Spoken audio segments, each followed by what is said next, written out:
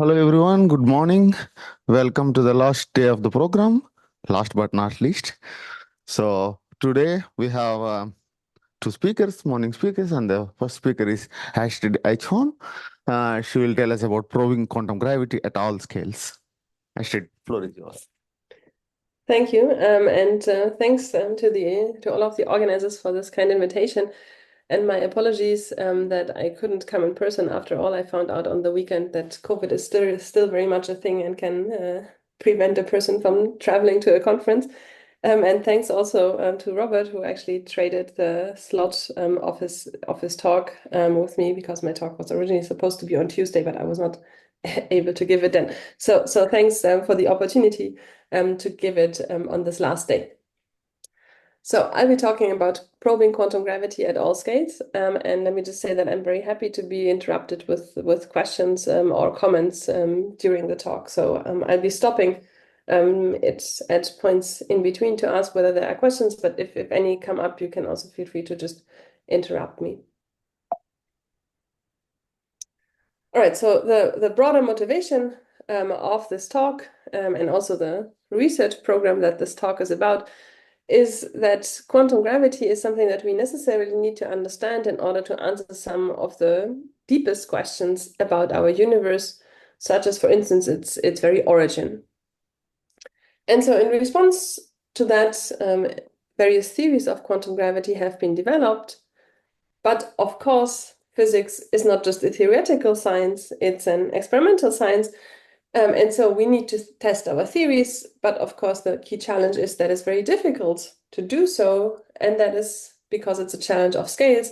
The expected scale of quantum gravity, as we all know, is the Planck scale. That is not a scale that we have direct control over in current experiments. So how do we address this challenge? Well, one possible solution to address it is to develop or think about lever arms that take an effect at the Planck scale and can translate it into an effect at an observationally accessible scale. And there are a number of examples of such lever arms that allow us to do so. These include, for instance, using astrophysical distances or times as a lever arm. For instance, it has been a rather successful endeavor to test whether or not there is Lorentz invariance violation at the Planck scale. And you can do that using photons from gamma ray bursts, whose energies are, of course, far below the Planck scale. But the tiny effect that you would get from a Planck scale Lorentz invariance violation accumulates over this large distance and produces something that is an effect that one can probe with existing observations. Another example for a lever arm are large extra dimensions, where sort of the radius of the extra dimension serves as the lever arm to make quantum gravity effects large enough so that they would have shown up at the LHC if we would have had extra dimensions large enough. There are a number of other examples of this type that I will not go through, but basically most of quantum gravity phenomenology is based on identifying such lever arms. And in this talk, the particular lever arm that I will be talking about is the renormalization group flow of couplings.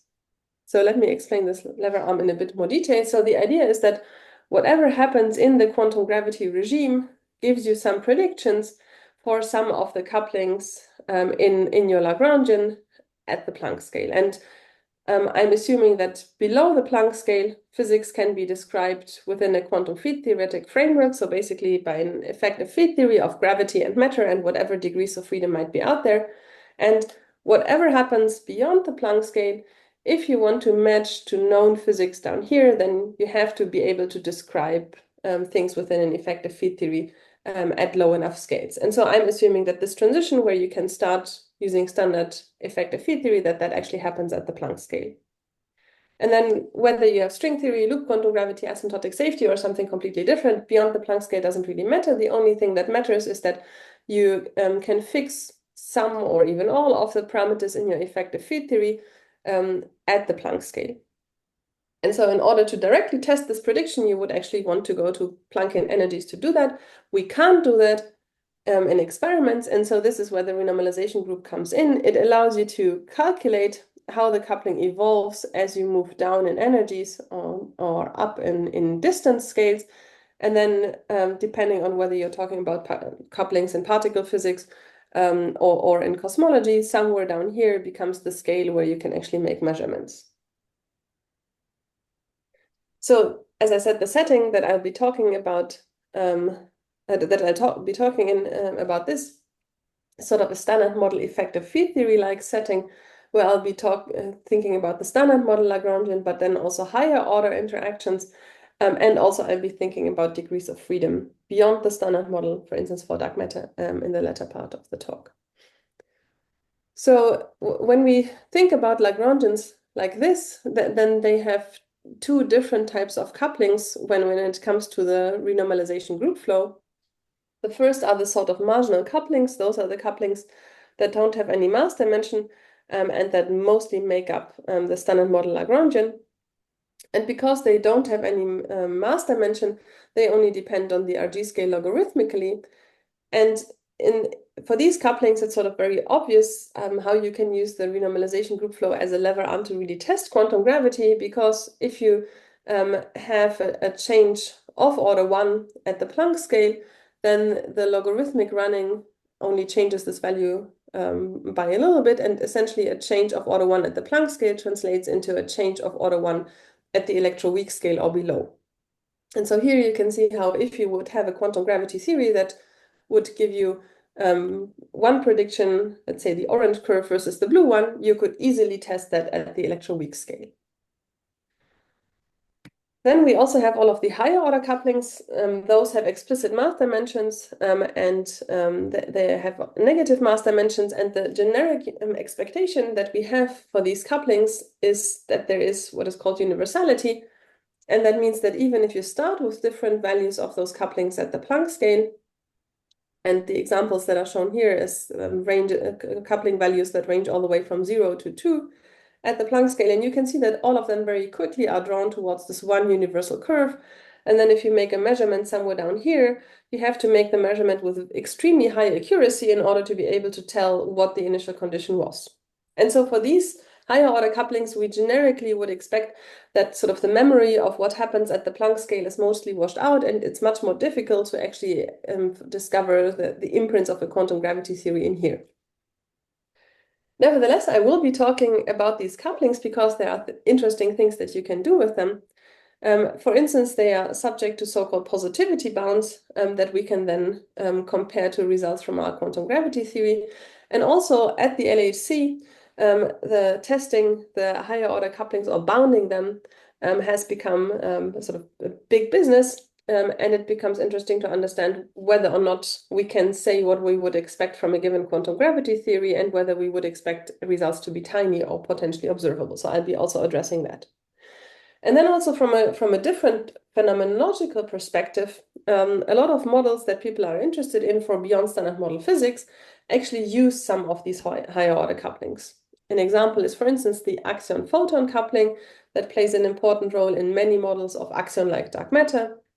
Or if you look at modified gravity theories like Hondesky gravity, a lot of the couplings are these type of higher order couplings, and you need to make them sufficiently big in order for the phenomenology to develop.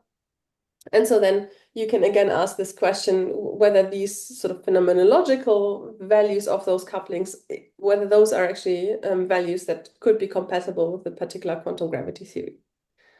So that's the general type of question that I'll be asking. And in order to be able to ask it, of course, what we will need is a quantum gravity approach that gives us the prediction for the values here at the Planck scale. And there are some approaches that do that.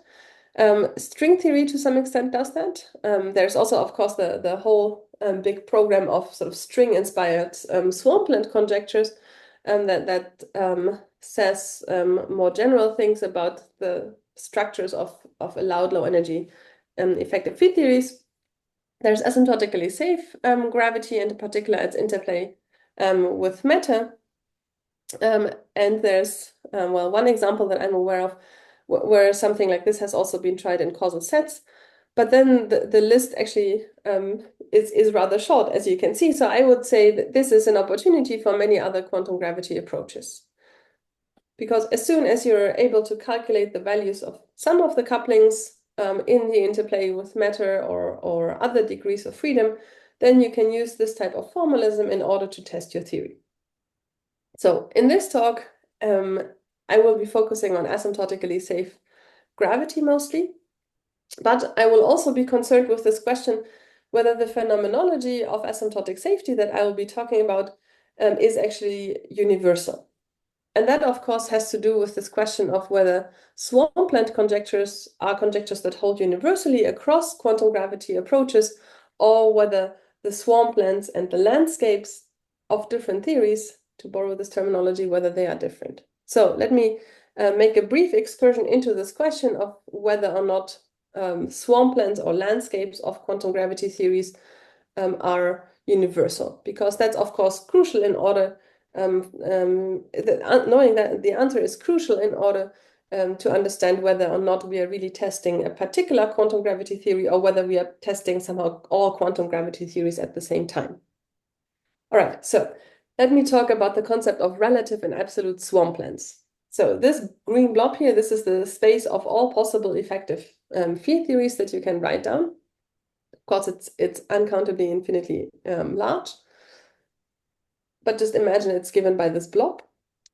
But now not all effective field theories in this blob are created equal. There are those that lie in the landscape, which means they can be UV completed when you add quantum gravity degrees of freedom to them. And then are those that lie in the swampland, which cannot be UV completed. However, this division into landscape and swampland that might or might not be universal, it could very well be that this boundary separating the landscape from the swampland actually depends on the particular quantum gravity theory that we have in mind. And so in this recent paper, we developed some terminology to talk about this a little bit more. We talked about the swamplands that belong to different quantum gravity theories as the relative swamp. So for instance, you would have the relative swamp of string theory or the relative swamp of asymptotic safety. And then if all of the different swamplands intersect, they form an absolute swamp. So a theory that lies in the absolute swamp is a theory, effective field theory, that cannot be UV completed in any quantum gravity approach. So it's really an effective field theory that is not physically allowed because it does not have a microscopic UV completion. And then there are basically three scenarios. It could be that the absolute swamp is universal, which means that all of these relative swamplands overlap. And this is, I think, the scenario that implicitly is what a lot of authors of string-inspired swampland papers have in mind. They talk about the swamp as if it was universal for all quantum gravity approaches. There is also the opposite possibility that some of the swamps have some overlap, but other swamps do not have an overlap. And that would say that any effective field theory can be UV completed, but only in different quantum gravity approaches, and there isn't an absolute swampland. And then there is a scenario in the middle that personally I would expect is maybe the most likely one, where swamps have parts that are distinct, but swamps also have parts that overlap with each other, and there is a bit of swamp that is an absolute swamp. So the reason why I'm bringing up these distinctions is because this is really crucial if we want to develop quantum gravity phenomenology. Because if we have phenomenological models that lie in the absolute swamp, then they are really not physically viable at all. And we can tell that to people who are in the business of model building. We can just tell them that they should stop pursuing that particular model because it simply cannot be UV completed. But then if there is a phenomenological model that lies in a relative swamp, let's say it lies in the swamp of asymptotic safety, but not the swamp of string theory or loop quantum gravity or other approaches, then this means that if we find observation and evidence for this particular phenomenological model, then it actually is something that puts observations in tension with asymptotic safety, but not with string theory or loop quantum gravity. And so in this way, you can then really use this idea of looking at low energy theories in order to really test particular quantum gravity approaches. But you can see that in order to be able to say that you're really testing asymptotic safety, for instance, in contrast to string theory, you need to know whether the swamp is relative or absolute. And so I'll be coming back to this question of these three scenarios at various points during the talk when I will be talking about indications for one or the other scenario. So for now, let me actually give you a lightning review of asymptotic safety and its predictive power. And I'm assuming that most of you have already heard about asymptotic safety at one or the other point, and so I don't need to give an extended review here. So physically, what asymptotic safety is, it says that there is an enhanced symmetry, namely scale symmetry, that sets in at trans-Planckian scales, and that basically means that the couplings in the standard model plus gravity plus potentially beyond standard model degrees of freedom, they become constant. There is compelling theoretical evidence for this scenario in gravity with standard model-like matter sectors and also with some BSM settings, and I'll be talking more about that. Just like any other quantum gravity theory, there are, of course, open questions also to this approach. The maybe most pressing ones, apart from the phenomenological questions, are whether the scenario persists in Lorentzian signature, because most studies are in Euclidean signature, and also whether or not this is actually a theory that is unitary. Both of these are questions that are under investigation.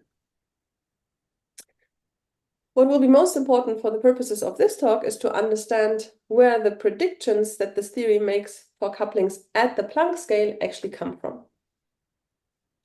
And for that, we have to briefly talk about the effect of quantum fluctuations on the scale dependence of couplings. So what quantum fluctuations do is they either screen or anti-screen interactions. Screening means that as we go towards lower energies or larger distances, the value of the coupling goes down. And you have that, for instance, in QED, where electron-positron fluctuations screen the value of the charge, and that's encoded in a positive sign of the scale derivative or the beta function. We have the opposite kind of physics in QCD, where we have anti-screening, which is basically due to the self-interactions of virtual gluons in the vacuum, and they result in a negative sign here, which means that as we go to lower energies or larger distances, the value of the coupling goes up.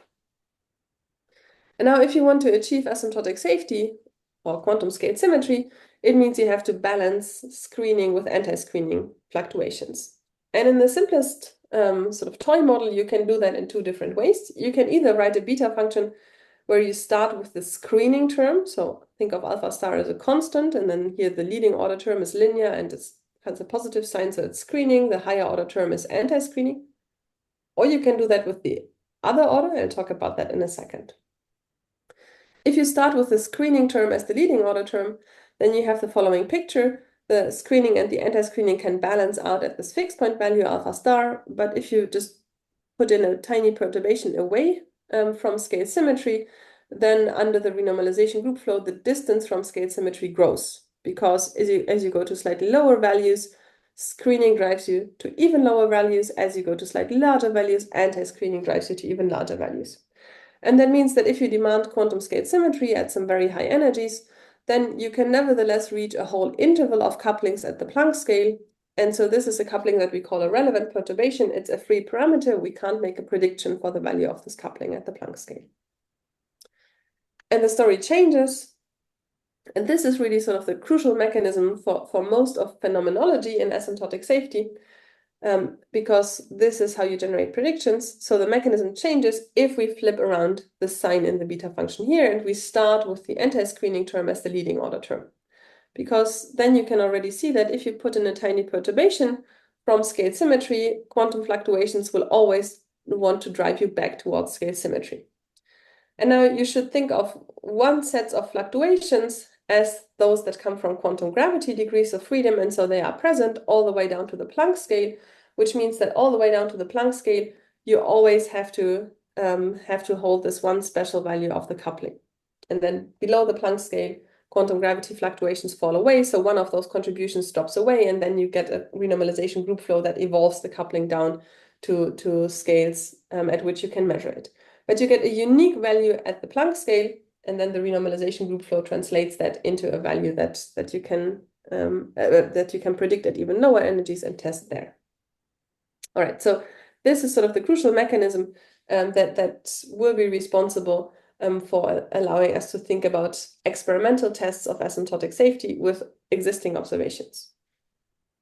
And by the way, in order for all of this to be relevant, you don't need to be sort of fundamentalist about asymptotic safety and really believe that you can take this renormalization group scale all the way to infinity.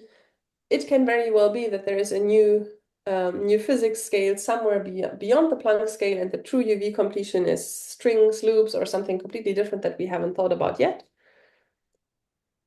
Starting from this even more fundamental theory, when you're within the basin of attraction of this fixed point, you will nevertheless end up with trajectories that effectively look asymptotically safe. And so then this phenomenology of asymptotic safety is imprinted on whatever the sort of the true UV completion is. All right, so let me briefly say something about the method and key assumptions here.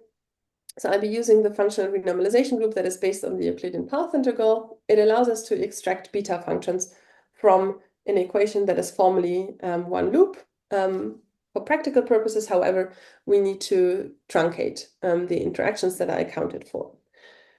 Nevertheless, you can achieve not just qualitatively robust results, but even quantitative precision. And just as an example here, this is another interacting fixed point, not in gravity, but in a scalar field theory in 3D in the Ising model. And these are some of the critical exponents that characterize this fixed point, calculated in sort of successive order in the derivative expansion with the functional renormalization group. And you can see that you can even provide an estimate of the systematic uncertainty. And then for comparison, this is the value with the conformal bootstrap that is sort of arguably the most precise method for this particular model. And you can see that the functional renormalization group is not just well compatible with these results, but actually also quantitatively very competitive. So what one needs in order to achieve such robust results is a scheme that allows us to understand how to build these truncations and what interactions to include. And in gravity metasystems, there is growing evidence that near perturbativity can be used as a bootstrap. Near perturbativity means that the quantum corrections are actually subleading compared to the canonical scaling, or in other words, that the interacting fixed point is in some appropriate metric reasonably close to the Gaussian one. And what that means is that you can use power counting as a way to set up truncations and to say which operators to include and which operators to discard. And then, of course, you can a posteriori check whether near perturbativity holds at the fixed point in a truncation that you have devised in this way. And just as an example here, what this plot shows is the deviation of the critical exponent from the canonical scaling, and the root mean square of that summed over all of the couplings in the truncation. And you can see that this lilac color here is somewhere where the logarithm of this is reasonably small. So this really shows that within the system, the asymptotically safe fixed point is actually near perturbative. And thus, we believe that the results that we obtain in truncations are actually quite robust. All right, so with that, let me finally come to some of the results. So what I'll be talking about in step one is going from asymptotically safe quantum gravity to particle physics scales, where I'll talk about some consistency tests, and then I'll talk about some predictions for physics beyond the standard model. And then I'll jump to significantly larger scales, namely cosmological scales, where I'll talk about predictions for the dark energy. What I will not address in this talk is sort of intermediate scales where we can say things about quantum gravity effects in black holes. So let me start with higher order couplings in gravity metasystems.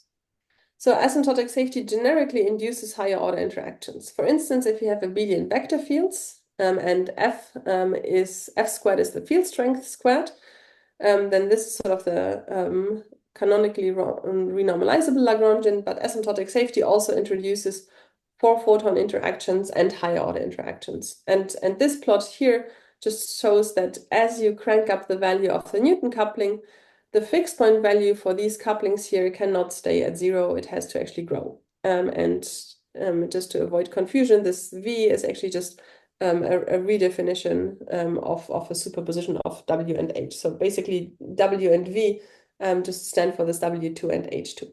So in asymptotic safety, in the UV, these interactions are necessarily present. They cannot be avoided if we have asymptotic safety. And this is quite interesting because the same interactions are interesting for people who think about positivity bounds in the infrared. So positivity bounds generically arise if you consider various properties of scattering amplitudes, such as causality or locality. Some of them, for instance, for these couplings, can also just be derived if you really consider just causality in the infrared. So if you ask that photons can basically not propagate in a measurable way outside the light cone, and so then these positivity bounds arise. And then because we have these couplings necessarily non-zero, it becomes non-trivial to understand whether or not positivity bounds hold in asymptotic safety, or whether we have a theory where something like causality is badly violated, which of course would put the theory in tension with phenomenology. So what we did in order to test this is we assume that we can take this action, which was calculated in the Euclidean, and Wick rotate it to a Lorentzian setting where positivity bounds can be We have a calculated. question here. Yes, go ahead. Hi, Astrid. It's Kelly here. Hi. You've left off terms like F box F and so forth. Can you say why? Yeah, I mean, it's sort of, you go step by step. What I'm not showing here is that in these results that I will be presenting, we have also included F to the 6 interactions. We have not included the F box F explicitly here, but we have used the F to the 6 to test whether the results that we have with just the two F to the 4 terms are robust. And the basic answer is that if we just include the F to the 4 versus F to the 4 plus F to the 6, the results change by very, very little. And so from this, we tentatively conclude that this is already pretty robust. It's of course not a proof, but we conclude from that it's pretty robust with further extensions of the truncation. But is it that you left off F box X because you don't like it? You know why I'm asking that question, but or because it actually excludes itself? No, so F box F in general would also be present. However, the positivity bounds they apply to these two couplings, so those are the ones that we were sort of mainly concerned with. But you start writing down these 3 terms, right? And then you do your calculation with that. But there, there's another term hiding in the bushes, and you decided not to put it there just because you wanted to do a more manageable calculation, or Yes. Was there a real reason why it didn't show up? No, so there is no reason for it to expect that it will not show up. So it's a quantitative approximation to set it to 0. So we expect that it's there, but we didn't include it just to keep the calculation manageable. I mean, it's not that the calculation becomes totally impossible, including this term, but you go step by step. Because a lot of your colleagues here, I mean, this is like R squared, right? A lot of your colleagues here would prefer never to write down terms like that because they introduce, ghosts and so forth. But so that was what I was trying to get at is are you? Yeah. Yeah. So is that another criterion for your no, setup? No. So it's not a criterion to say whether or not in the truncation you would propagate ghosts, because if asymptotic safety is unitary, right, then the way it achieves that it has many, many higher order terms present. So if you have the full series of higher order terms, you don't have any additional poles in the propagator. Mm-hmm. Generically, if you truncate that to a finite series, then truncation-induced ghosts would show up. But in this study, we sort of take a different way to test the if you want, the unitarity of asymptotic safety, and namely through asking whether for these couplings where positivity bounds exist, whether these actually hold, because one of the assumptions of deriving positivity bounds, of course, also unitarity. So you could also view this as a roundabout way to asking about whether or not asymptotic safety is unitary, or a sort of indirect way of asking that. Okay. All right, so what you see in this plot here is then the fixed point value for these two couplings, and the green region is where these positivity bounds hold, and the red region is where they don't hold. Now, positivity bounds are derived in the infrared, so they don't apply necessarily to the UV fixed point. So in some sense, it's not that important whether the UV fixed point lies inside this green region or not. What is important is what happens to the infrared limit. And this green, this colored line is actually the renormalization group flow to the infrared. And you of course go to very, very small values of coupling, so very, very close to the origin, but you always stay within the green wedge. And so from this, we conclude that within this setting that we've investigated under these assumptions, there are indications that asymptotic safety actually respects positivity bounds. You can also look at this in the plane spanned by Newton coupling and cosmological constant. If you treat them as free parameters, then you find that there is a region where positivity bounds are satisfied, and also a region where positivity bounds would be violated.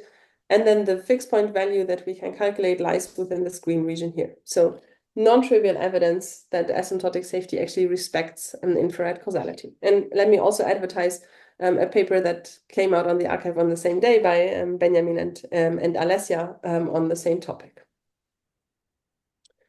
All right, there's something more that one can do with these higher order couplings, namely compare to bounds on the SMEFT coefficients. So the SMEFT is this setup to search for new physics through its effects on higher order couplings. So the SMEFT is the standard model Lagrangian plus all possible higher order terms that you can write down.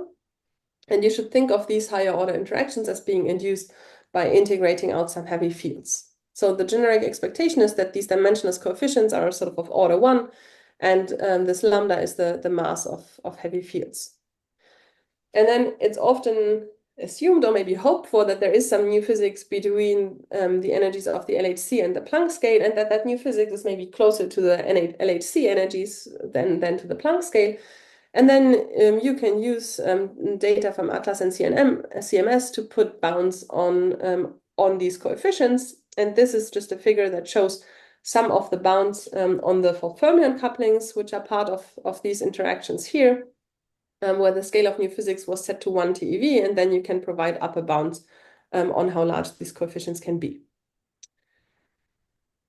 Now, on the other hand, what is also consistent with all observations is a desert hypothesis. And by the desert, I mean that there is no new physics between the LHC energies and the Planck mass. And now, of course, you will say, well, Astrid, but we know that there is dark matter and neutrino masses and so on. So let me clarify, by no new physics, I mean no new physics beyond some rather weakly coupled new fields that will not have a big quantitative impact on what I'm saying here. So this is a hypothesis that is compatible with all observations. However, in general, it's of course a hypothesis that people don't like so much, because it would mean that it would take quite a while for us to discover new physics. And so conventional wisdom says when it comes to these SMEFT coefficients, it's dangerous to cross this desert, because you will just produce extremely tiny values of these coefficients that are basically unmeasurably tiny. And so this is what we asked in this recent paper, where we worked within a simple toy model to understand whether generically we would really just get tiny coefficients for these SMEFT couplings from asymptotic safety. So we didn't look at the full SMEFT because it has a few thousand operators. We looked at a toy model where we look at sort of a subset of 4 fermion interactions. And there is something quite interesting happens, because in the 4 fermion interactions, these are 2 of those, you have a few interacting fixed points, even if you switch off gravity. And that actually means that if you start from a fixed point that exists together with gravity, one of those interacting ones, you can actually build RG trajectories or find RG trajectories that don't head straight away towards the origin, where the coupling would be very tiny, but they actually spend some time lingering close to one of the other interacting fixed points. And that makes the coupling many, many orders of magnitude larger than you would expect generically. So in this plot here, this is the RG flow of one of those couplings, and conventional wisdom says that if you have asymptotic safety, so a constant value above the Planck scale, then once you hit the Planck scale, quantum gravity decouples, you just have the coupling head towards zero as a power law. And so if you extrapolate this all the way down to LHC energies here, you can see that this will just give you an immeasurably tiny value of this coupling. But if you have these trajectories that spend time close to one of those interacting fixed points, you see that instead the coupling actually just stays more or less constant at a slightly different value here. And then it only starts to head towards zero at much, much lower scales. And so if you then look at the actual value of the Wilson coefficient or of this coefficient here, it is actually something that is much more in reach within LHC measurements. So this is, of course, all within a toy model, but it shows that there is some really interesting physics to explore here. And it also shows that potentially you might have much larger values of those SMEFT coefficients from asymptotic safety than you would conventionally expect. And in turn, that would mean that constraints that you can now derive on those SMEFT coefficients from experimental data could constrain at least some of these scenarios of asymptotic safety where you have these fixed points at intermediate scales. All right, so let me now come to those couplings that are marginal, that I mentioned as couplings. And let me just see, okay, I guess I'm going a bit slower than I was expecting. So let me be a bit shorter on those. So the marginal couplings, those are the ones that we usually think of as the standard model couplings. They are the 3-gauge couplings. They are something like the Yukawa couplings, Higgs quartic coupling, and so on. For those, we can actually parameterize the quantum gravity effect in the following way. We just write a new term into the beta function that is linear in the coupling in question, for instance, in the gauge coupling, and that has this coefficient f that comes from asymptotic safety. It's a function of the gravitational couplings that we can calculate, but it's much more economic to write it with this one parameter because that easily allows you to see what's going on. In particular, what can happen for these couplings is if you have a coupling where the one loop coefficient of the beta function is positive, so you have screening and you would usually run into a Landau pole above the Planck scale.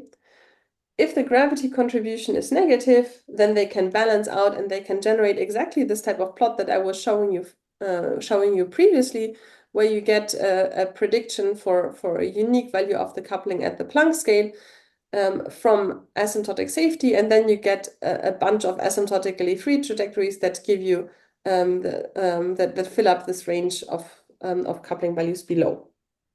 And if you calculate this f for the abelian gauge coupling or the Yukawa coupling, this is the form that it has, and it has been subjected to various tests, also of its universality. And feel free to ask me about this later if you're interested. This is on how the results from asymptotic safety connect to results from perturbation theory that have also been calculated in a long series of papers by various authors, but I will not go into that now. The main thing that I want to say here is that for the abelian gauge coupling, this sign is always of the way that it generates a prediction as an upper bound. For the Yukawa coupling, it depends on the fixed point value of the cosmological constant, whether you actually can get this fixed point to be non-zero. There is a whole range of values for the cosmological constant where this fixed point for Yukawa coupling is 0. And if you have a vanishing fixed point for the Yukawa couplings in the standard model, they will actually stay 0 all the way to the infrared. And you would get the prediction that, for instance, the top quark doesn't interact with the Higgs. And the LHC has by now measured a number of these Yukawa couplings. Can I ask a question? Yeah. So I'm wondering, because you are talking about Planck scale, but I'm wondering if it is possible to predict equation of state of neutron star from these calculations. I mean, this is a much more difficult question, right? Because if you want to predict the equation of state for the neutron star, you have to understand the phase diagram of QCD in the strongly interacting regime, right, at high densities.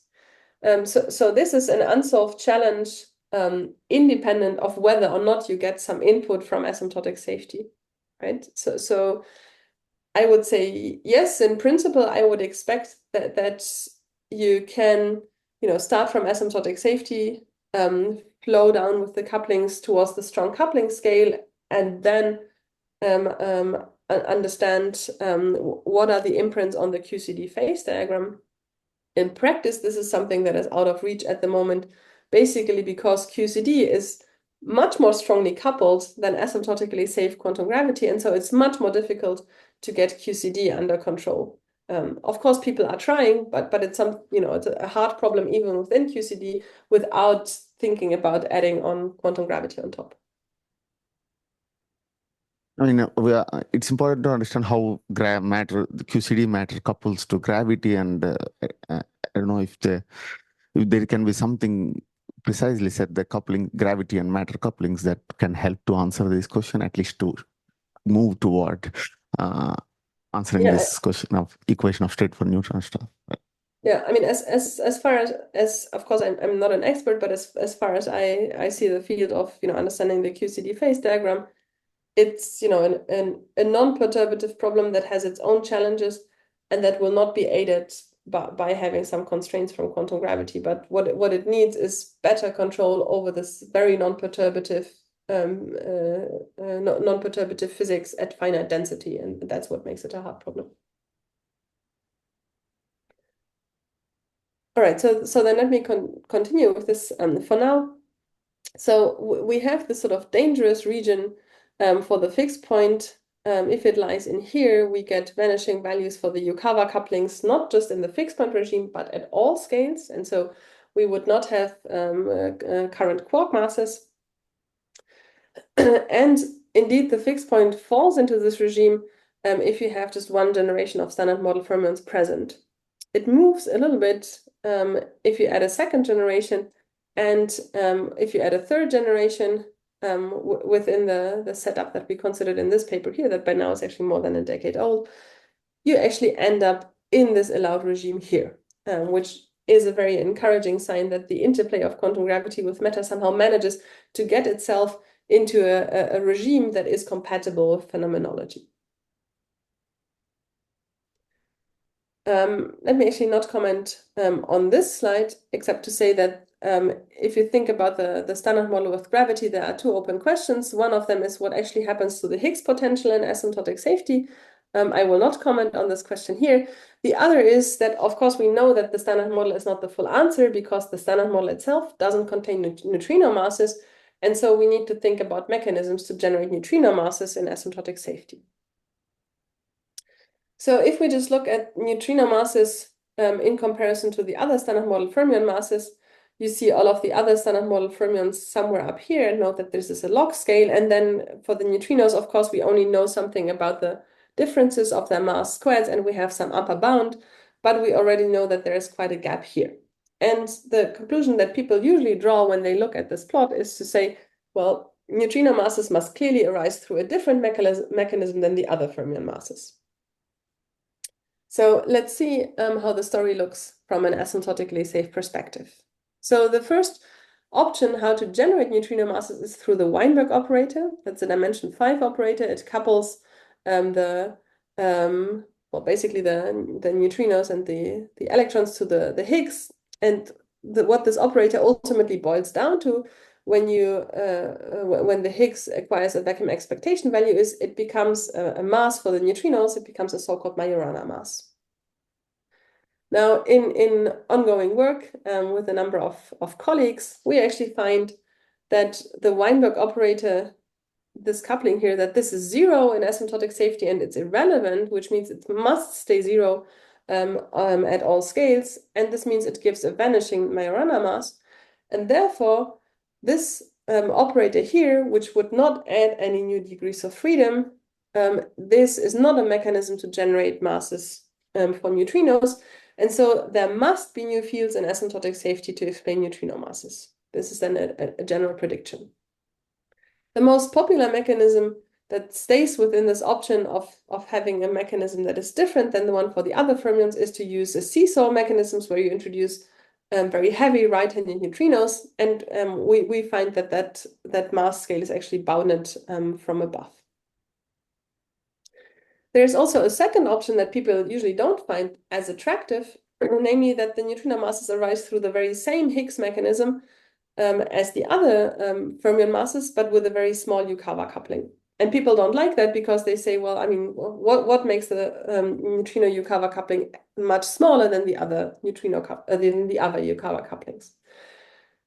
Now, asymptotic safety could provide an answer, because what happens to the neutrino Yukawa coupling through its RG flow is that in the very, very far UV, this coupling can become asymptotically free under the impact of gravity, and then it grows a little bit. But once the other Yukawa couplings have also grown to appreciable values, it actually gets pressed back to zero.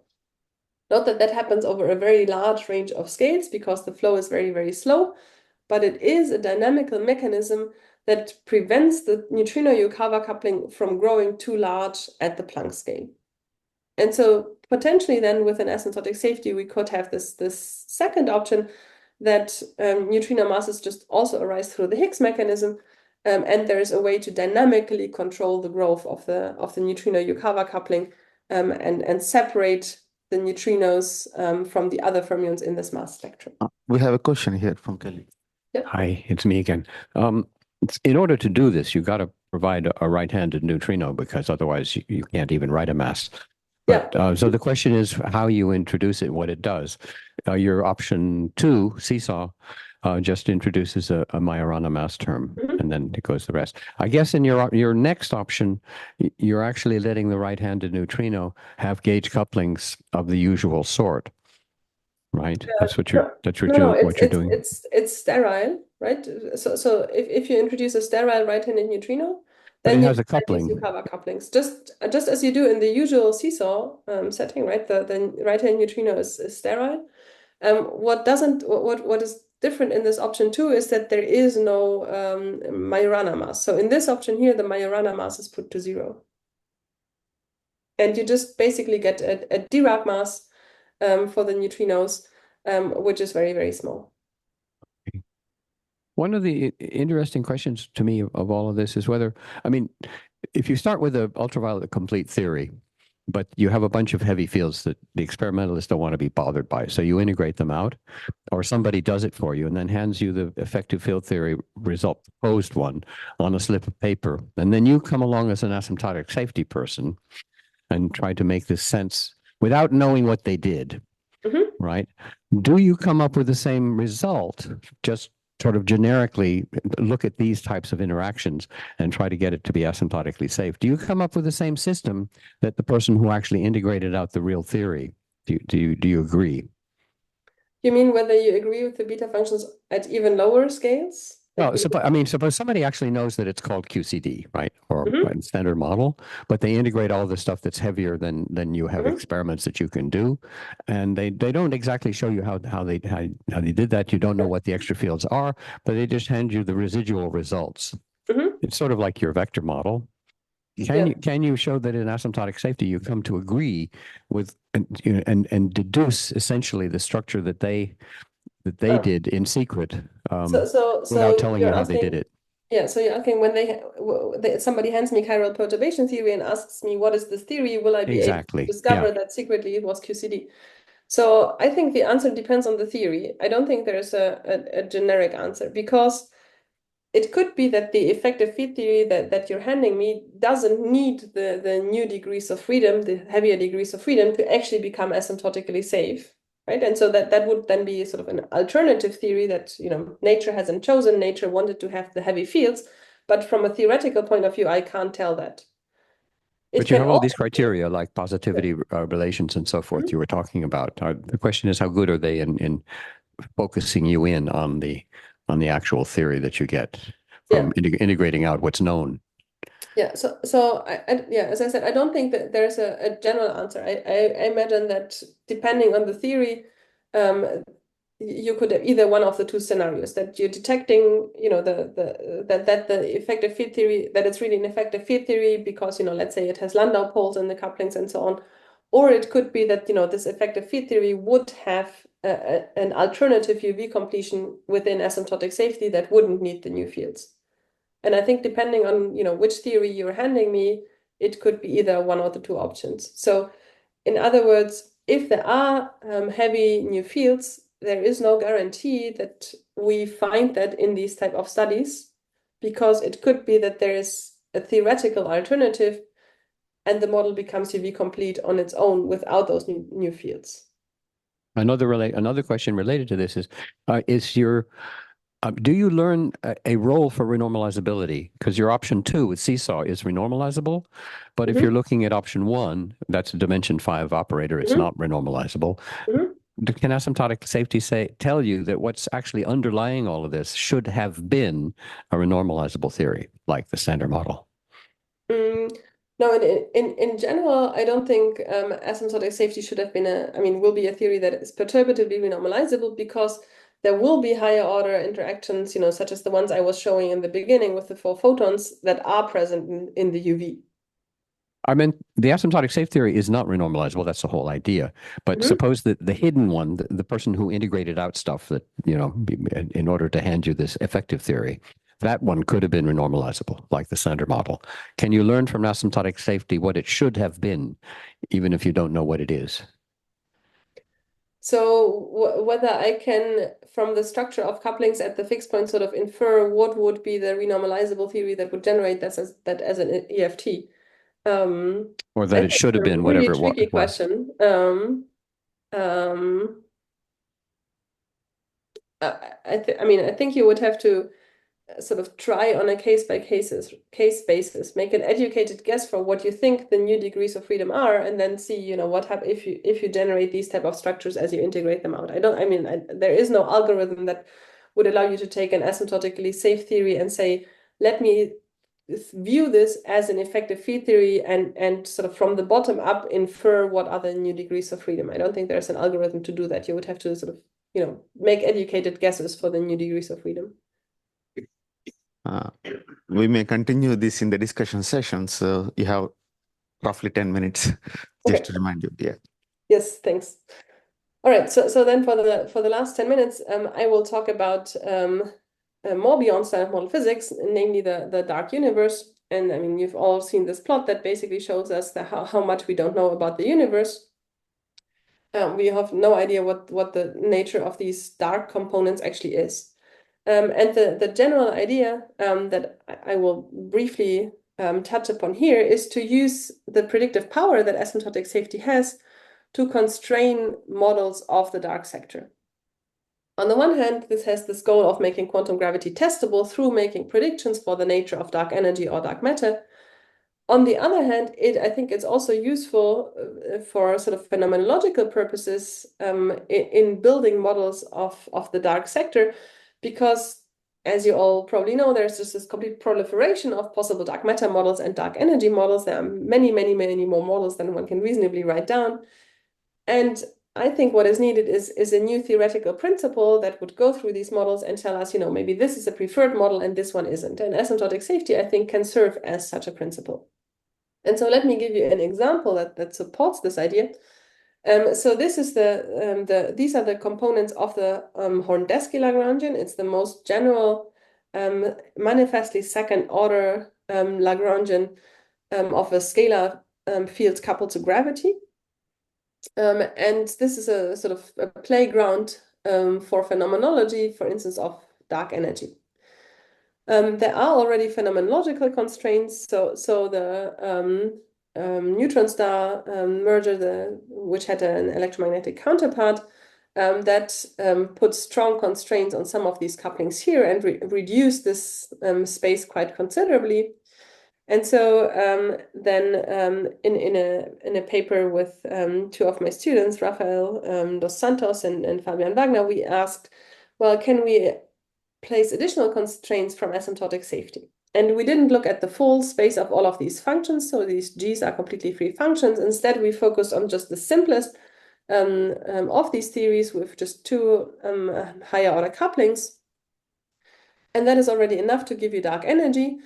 So you need both this coupling G and this coupling H to be non-zero. And we actually find the asymptotic safety condition is that H has a vanishing fixed point value and it's irrelevant, so it actually stays zero at all scales. And therefore, this model, if it's asymptotically safe, cannot at the same time produce dark energy.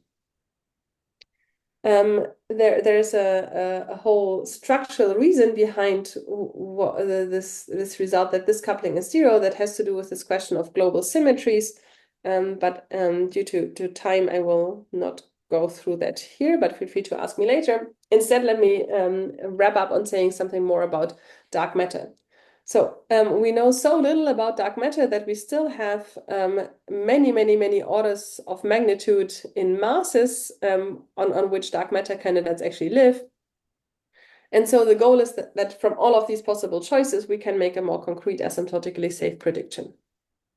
And you can start this by just looking at the very simplest model of dark matter, which is a thermal WIMP. The simplest version of that is just a dark scalar phi that only couples to the Higgs through this Higgs portal coupling, and that allows it to be produced in the early universe, and also it allows it to be looked for through experimental searches. Now, we find in asymptotic safety that there are quantum gravity fluctuations that drive that portal coupling to zero, and that actually means that the single dark scalar actually has to decouple in asymptotic safety, which is actually quite nicely compatible with the fact that experimentally a lot of this parameter space for this portal coupling has been excluded, and a very tiny sliver is the only thing that potentially remains. So experiments don't find the coupling. From asymptotic safety, we would also say, well, you shouldn't actually detect this coupling. You can then build somewhat more elaborate models of thermal WIMP sectors where you add additional fields beyond this scalar. And some work on this has been done that I will not go into details, but just want to say that in all of these models, they are either ruled out or their couplings are strongly constrained by asymptotic safety over the constraints that you have from phenomenology. And so what this mainly serves for as an example is of the predictive power that you have in asymptotic safety. So you can really go ahead and work your way through various phenomenological dark matter models that people are writing down, and many of them are excluded and others are strongly constrained.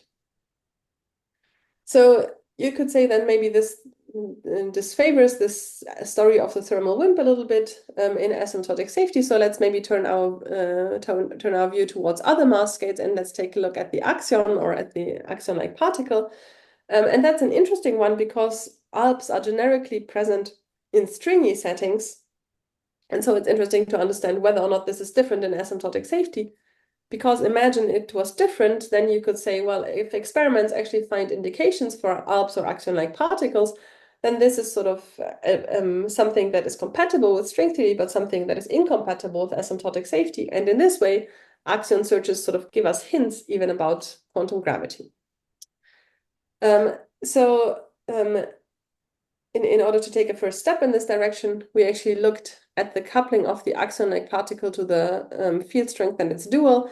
This is the dimension 5 operator that is actually used to look for the ALP, because it allows you to do something quite fun. It allows you to shine light through a wall. And so this is the basis for many axion searches.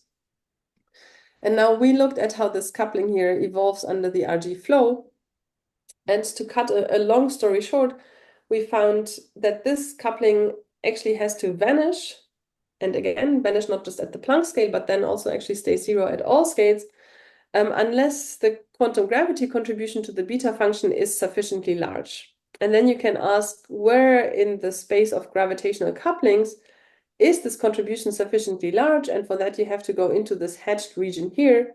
You can see that that gets you to quite large fixed point values of the Newton coupling, and our best guess for the fixed point value is somewhere down here. And so we somewhat sort of polemically concluded that there are no fundamental ALPs in the asymptotically safe landscape. And this then brings me back to this question of the swampland and whether or not it's universal. or whether there are different relative swamplands. And this is one of those examples that indicates that the phenomenology you get out of string theory might be different than the phenomenology you're getting out of asymptotic safety. And this speaks against this idea of an absolute swamp, and I think is a positive result in that it tells us that we can really use experiments at low energies to really learn about different quantum gravity UV completions. All right, and so as a summary and outlook, let me just flash this plot again.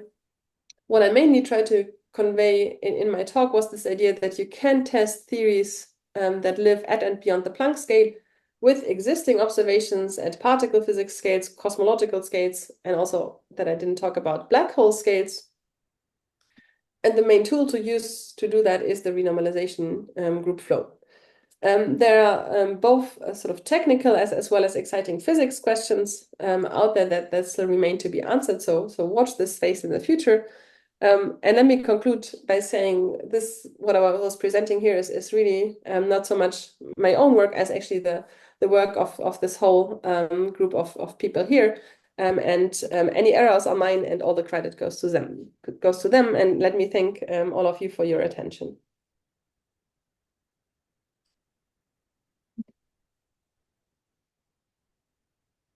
Okay, thank you very much, Astrid. So questions, we have one or two questions. Yeah. Maybe you said, but maybe I missed. So my question is, what are the numerical predictions for the neutrino masses from asymptotic safety? Mm-hmm. So the neutrino masses, if I go back to the slide, are not couplings for which we can make an exact unique prediction. So depending on which neutrino mass mechanism you look at, if you look at, for instance, seesaw, then there is an upper bound on the seesaw scale, but not a unique prediction. It's an upper bound. This will hopefully come out in the coming months. If you look at this option where neutrino masses arise through the Higgs mechanism, then there is this dynamical mechanism that drives the Yukawa coupling towards smaller values. But again, there's a whole range of Yukawa couplings that is compatible with asymptotic safety. So in none of these cases, unfortunately, we find that there is one unique prediction for a single number.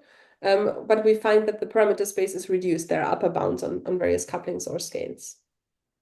Okay, thank you. Okay. I just want to say your version 2 and version 1 are actually the same in the sense that, I mean, seesaw with right-handed neutrinos that are too heavy with a Majorana mass, you integrate them out and you're plopped into version 1, plus also dimension 6 operators. That's an example of the secret thing that somebody does without telling you. It's actually the same thing. It is in the effective field theory, but here we said, what if we don't introduce the right-handed neutrinos, so we push their masses to infinity, and we ask whether this operator can really sort of be there at a fundamental level with a non-zero fixed point value already in asymptotic safety. Well, that's exactly my example of somebody secretly integrating them out, not telling you what they did, and they just show you the dimension 5 and maybe a dimension 6 operator without telling you where they came from. So you don't see the right-handed neutrinos because they're gone. You integrated them out, but it's actually the same thing. But let me say the following thing. You open the book and discover what they did. Yeah. So there's a difference. So if I have a theory which in the far UV has the right-hand neutrinos with a finite but very large mass, and I integrate them out, then I generate a finite value of this dimension 5 operator. Whereas if I don't include the right-hand neutrinos and I just work with this operator and all of these fields as the only fields that exist, then I find that this coupling necessarily has to be 0.